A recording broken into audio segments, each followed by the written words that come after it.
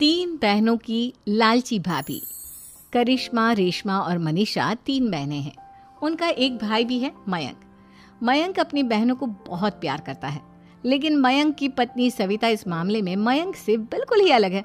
वो अपनी ननदों का जितना बुरा कर सकती है उतना बुरा करती ही रहती है और अपनी ननदों पर हुक्म भी चलाती है। करिश्मा, करिश्मा, तुमने अभी तक नाश्ता नहीं बनाया? तुम्हारे भैया को ऑफिस जाने में देर हो रही है। हाँ भाभी, बस अभी बनाती हूँ। करिश्मा, तुम ये ढीलापन छोड़ दो। कल को पराए घर जाना है। वहाँ अगर तुम इस तरह से काम करोगी तो लोग क्या कहेंगे कि माँ ने और भाभी ने कुछ सिखाया नहीं। और तुम्हारी दोनों बहनें कहाँ हैं? अब रेशमा मार्केट गई है और मनीषा सो रही है। क्या? सुबह के 8 बज रहे हैं और ये महारानी अभी भी सो रही है? ये कहते हुए सविता अपनी सास दुर्गा देवी के पास जाती है। माँ जी, देख रही हो अपनी बेटियों के तौर तरीके? क्या हुआ बहू, सुबह सुबह क्या कर दिया मेरी बेटियों ने?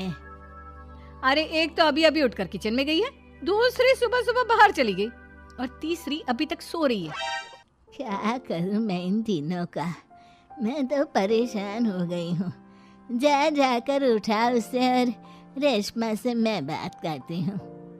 सविता सीधा मनीषा के कमरे में जाती है और उससे कहती है, महारानी जल्दी उठो, सूरज सर पर आ गया है। भाभी थोड़ी देर और सोने दो ना, मैं रात को लेट सोई थी। वो क्या ना, यूनिट टेस्ट चल रहे हैं। शराफत से उठती है या नहीं, या फिर पानी की भरी बाल्टी डालूं तेरे ऊपर? नहीं भाभी, मुझे बिस्तर में नहीं नहाना, उठती हूँ मैं।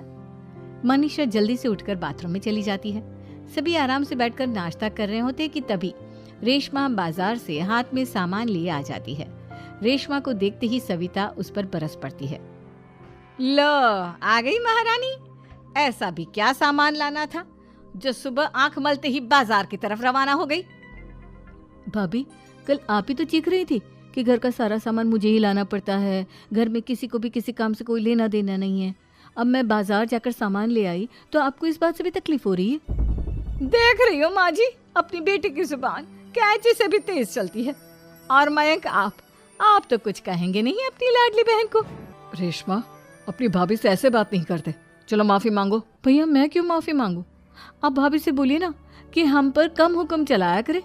हम इस घर की बेटियां हैं और आपकी पत्नी की ननद है, नौकरानी नहीं। लो कर लो बात। इनकी भलाई के लिए कुछ भी बोलो तो इन्हें बुरा लग जाता है। इस घर में यही इज्जत है मेरी। देख लो माँ जी, आपकी बेटी किस लहजे में मुझसे बात कर रही है।